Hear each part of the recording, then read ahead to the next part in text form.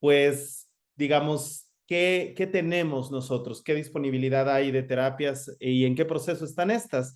Que eso es, pues, relativamente complicado. Muchas veces, pues, los propios procesos, digo, ya la doctora Horta nos platicaba un poco al respecto, bueno, desde el Consejo de Salubridad General, cómo ha habido toda esta evolución y, bueno, cuál es la situación. Y, bueno, retomaré como puntos importantes toda esta perspectiva terapéutica que nos dio excelentemente el doctor Ortiz. Y bueno, evidentemente, y eso lo sabemos, hay estrategias terapéuticas no farmacológicas que debemos de aplicar a nuestros pacientes y que tenemos que tomar en cuenta. Esto es algo esencial porque, como bien comentaba el doctor, no es el paciente de nadie, es el paciente de todos. Y aquí es donde todos participan en el abordaje de un paciente y hay guías que en la actualidad nos habla de todo el manejo que debe de tener un paciente con distrofia muscular de Duchenne. No importa si un pediatra, un neurólogo pediatra, un genetista, un médico de rehabilitación, ustedes ha visto a lo largo de esta charla que pues tenemos un crisol de especialistas que cada uno da una particularidad a la enfermedad, entonces no importa quién organice el equipo de trabajo, lo que importa es que se haga este equipo de trabajo interdisciplinario con diferentes objetivos. Entonces, ya la doctora Escobar nos ha dado esta perspectiva de cómo se divide la enfermedad en la etapa ambulatoria, perdón, en la etapa, en las diferentes etapas de la distrofia muscular de Duchenne, y en esta guías de manejo, ustedes podrán ver del lado izquierdo todo el manejo en los diferentes rubros, la parte neuromuscular, la parte de rehabilitación, la parte endocrinológica, que es fundamental y que antes no se tomaba en cuenta. ¿Por qué? Porque finalmente se tenían muchos mitos que afortunadamente y después de la charla del doctor Ortiz han quedado muy claros con respecto a los esteroides, al uso de la prednisolona, del deflazacort para los pacientes, pero que finalmente pues tienen un impacto y que entonces el endocrinólogo también ya tiene que participar en el manejo interdisciplinario de los pacientes con distrofia muscular de Duchenne y la parte gastrointestinal y nutricional, que también era un punto en el que realmente no se tenía como tanta importancia, ¿no? Entonces, es muy importante, vean las diferentes etapas en donde, pues, en general, pues el especialista en manejo neuromuscular, pues lidera el grupo y empezamos a discutir, pues, diferentes aspectos de la enfermedad. Ya Rodrigo nos ha hablado sobre el asesoramiento genético y ahí nosotros como genetistas participamos muy activamente. Y también, bueno, la parte desde el punto de vista de rehabilitación en las diferentes etapas. Si ustedes ven, prácticamente en todo momento de la enfermedad tenemos la participación de los grupos de especialistas. Es decir, uno, digamos, se tenía el concepto de que cuando un paciente dejaba de deambular, pues entonces ya, pues estaba realmente pues sin opciones, ¿no? Y eso no es real, eso es algo que tenemos que revisar y entonces los especialistas van a estar a lo largo de todo el manejo del paciente con distrofia muscular de Duchenne. Y en el país nosotros contamos con esto, es decir, en la institución de la que vengan, en este caso, pues IMSS Bienestar, tenemos grupos de especialistas que se encargan de estas etapas. Entonces, realmente ustedes podrán hacer partícipe a su cuerpo médico de la historia. Como siempre, pues obviamente habrá médicos que no estén acostumbrados, que no traten a estos pacientes, pero un especialista no se hace especialista o no se hace experto no entrando a buscar y a tratar a estos pacientes, ¿no? Tenemos que hacer que estos pacientes tengan la oportunidad del beneficio de todo el manejo que se tiene que hacer en los pacientes, ¿no? Y bueno, igual, no solo son estos 4 especialistas, tenemos, pues, digamos, muchos otros aspectos, como el manejo respiratorio, otra vez, desde las primeras etapas, por ejemplo, con la vacunación, hasta el manejo y el seguimiento con espirometrías y hasta las etapas finales con ventilación asistida, la parte cardíaca, que es algo, pues digamos que todavía sigue siendo un poco debatible, pero que tenemos que tener a lo largo de las diferentes etapas. Otra vez, el manejo de la densidad ósea, que también tenemos que revisar, la parte ortopédica, no dejar de ver la parte psicosocial, que es fundamental. No los pacientes, nosotros, por ejemplo, como genetistas, sabemos que no tratamos con pacientes, sino tratamos con familias. Y entonces es muy importante que todo este aspecto esté en esa parte. Y algo que es digamos, el tema esencial en muchos grupos pediátricos es el tema de la transición.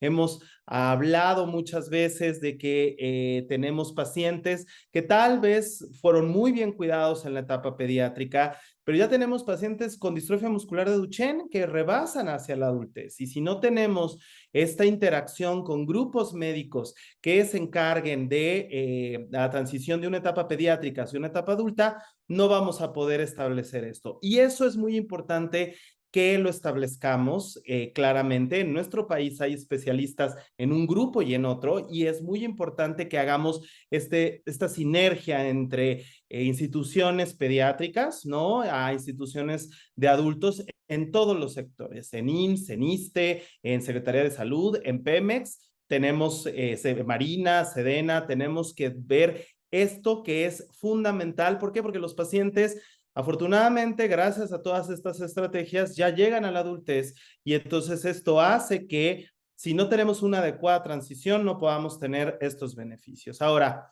ya se ha hablado extensamente del tema farmacológico. Esta diapositiva que ya usó el doctor Ortiz es esencial y bueno, es muy claro que nosotros tenemos afortunadamente el uso de corticosteroides. No hay un protocolo de las otras terapias, de la terapia génica, de exon skipping, de la terapia de corrimiento y del el codon stop, inclusive la promesa de la terapia génica, que no haya tenido un paciente que previamente ha sido tratado con corticosteroides. Entonces, es esencial quitar estos mitos de los esteroides, que nosotros tengamos esto y que se los podamos ofrecer a nuestros pacientes. Todas las instituciones mexicanas tienen esteroides, deben de tenerlos y debemos de ofrecerlo a los pacientes. Debemos de explicar la utilidad, como bien comentaba el doctor Ortiz, y cómo podemos tener estos beneficios del uso de estos esteroides, ¿no? Ahora, es una realidad que hay toda una promesa de muchos manejos que digamos, de manera individual y de manera combinada, puede ser que se utilicen eventualmente y que existen, pues ya se ha comentado las diferentes fases que tenemos. Hay varios de estos medicamentos en México, pero que realmente tienen otras indicaciones por parte de COFEPRIS y por parte de otras, digamos, de otras instancias. Sin embargo, pues no dejaremos de ver que finalmente, pues no, digamos, la terapia ideal no es una terapia única, es decir, no es una terapia en la que solo un tratamiento o solo un manejo se le deba de dar al paciente, sino que finalmente esto va a condicionar que tengamos que tener tal vez algunas otras acciones. Aquí yo les pongo en esta tabla algunos tratamientos que tienen pues acciones diferentes y las fases en las que se está buscando digamos, la utilidad para diferentes aspectos de la distrofia muscular de Duchenne, algunos con indicaciones inclusive oncológicas, como pudiera ser el imatinib o como pudieran ser algunos anticuerpos, pero que eventualmente pues podrán tener alguna acción. Ya el doctor Ortiz ha hablado del vamorolone, que bueno, tampoco, digamos, estos algunos medicamentos los tenemos en el país, algunos otros no. Sin embargo, bueno, la promesa digamos, de los ensayos clínicos y de cómo se están dando, pues habrá que estar al pendiente para ver los resultados y ver la utilidad en los diferentes aspectos de la enfermedad. En esta tabla prácticamente se están poniendo tratamientos antiinflamatorios y antifibróticos por lo que comentaba el doctor Ortiz.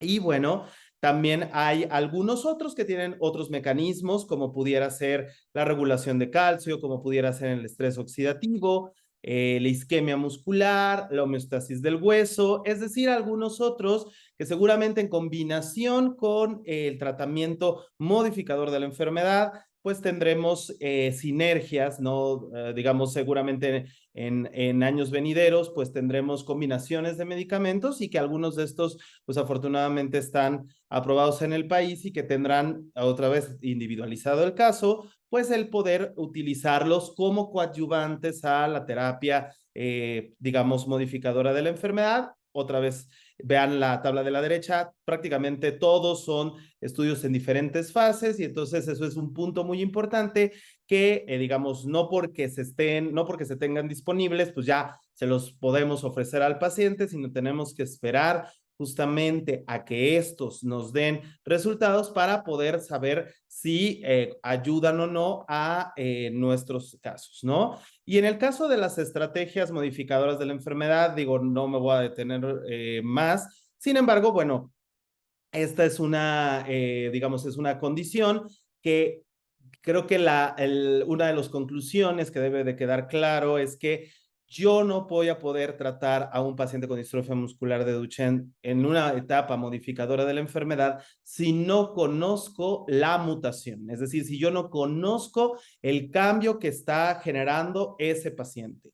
¿Por qué? Porque clásicamente, pues ya hemos visto que la distrofia muscular de Duchenne, pues tiene un cuadro clásico que tenemos digamos, de manifestaciones típicas y que previamente, pues, digamos, se trataba, digamos, sin una conclusión molecular. En la actualidad no se puede entender la opción y la promesa de estas terapias si nosotros no tenemos caracterizado molecularmente. Y esto es muy importante. En mi institución, por ejemplo, se ha visto que, o sea, hemos tenido pacientes que originalmente estaban diagnosticados con distrofia muscular de Duchenne por diferentes estrategias, pero haciendo el estudio molecular hemos, digamos, rediagnosticado o quitado un diagnóstico que no era el real de un paciente con una sospecha de distrofia muscular de Duchenne.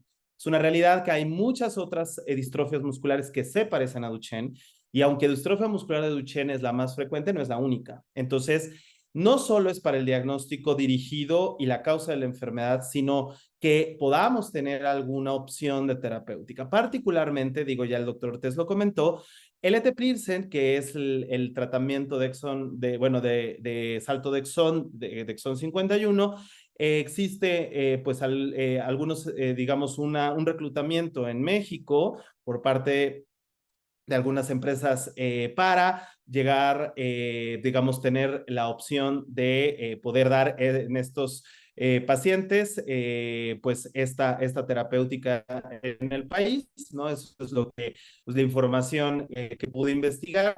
Entonces, ahí les dejo, bueno, digamos, el reclutamiento que se está llevando, que son pacientes que tienen que estar en deambulación con ciertas características, pero que, bueno, pueden beneficiarse de este tipo de situaciones y que, bueno, en un futuro, pues las otras variantes también entrarán. Sin embargo, otra vez, tenemos que tener muy claramente identificada la variante molecular. Nadie va a aceptar a un paciente en un ensayo o en alguna terapéutica para esto si no tenemos claramente la identificación molecular. El atalureno, que también, bueno, se deja para este 15-20% de pacientes en donde tengo un codón de paro, pues es otra opción. Entonces, ¿cuáles serán mis estrategias para uno u otro? Pues estarán en estos aspectos. Y en un futuro, bueno, ya el doctor nos comentaba sobre ciertas variantes para que sean candidatos a terapia génica, que si bien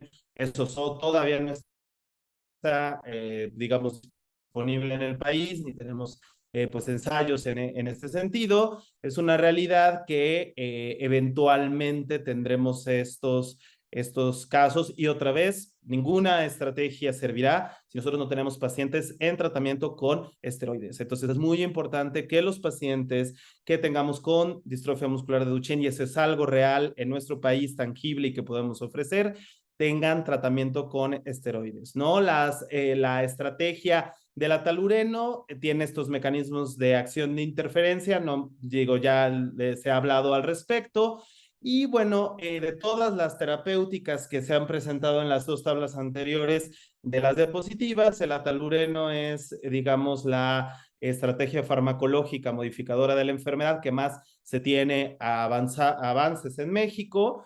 Se hizo un ensayo donde participaron pacientes mexicanos entre 2015 y 2016. La doctora Escobar pudo participar y algunos otros con algunos pacientes. Y bueno, esta terapia se sometió a las autoridades sanitarias. En 2022 se dio un reconocimiento por COFEPRIS como favorable para el tratamiento de estas enfermedades. Sin embargo, bueno, continúa en este proceso pueda ser pues una terapéutica que ya sea una realidad tangible. Entonces, realmente de todas las terapéuticas, ya sea la exon skipping, terapia génica o estas terapias de interferencia, el atalureno es el más avanzado. Sin embargo, bueno, las otras están en estas fases y que esperemos que eventualmente, digamos, esto pase en estos últimos 10 años. Jamás hubiéramos pensado que esto hubiera pasado y que ahora ya es una realidad que cada vez estamos más cerca de poder ofrecer, digamos, como una terapéutica real a nuestros pacientes y que, bueno, finalmente esta, que es la terapia más avanzada, pues está indicada para estas terapias que son identificadas por secuenciación y que generan digamos, que pueden generar los codones de paro, pero que son exclusivamente para esos pacientes. Por eso es muy importante que si ustedes conocen las asociaciones de pacientes que han luchado por, digamos, esta visualización, pues el que se tenga esta claridad en cuanto al diagnóstico molecular. Y bueno, a manera de conclusiones, es muy importante saber que, bueno, existen diversos mecanismos moleculares, que es la distrofia muscular más común, que dependiendo del tipo de variante es la estrategia terapéutica que se va a usar. Sin embargo, en la actualidad en el país, pues tenemos los corticosteroides que se les debe ofrecer a todos los pacientes para que estos pacientes pues puedan limitar su afección, dejarla, digamos, retrasar las complicaciones de esto y que, bueno, esto finalmente tiene un impacto en la fisiopatología y en el potencial terapéutico que tienen que tiene la enfermedad. Muchas gracias.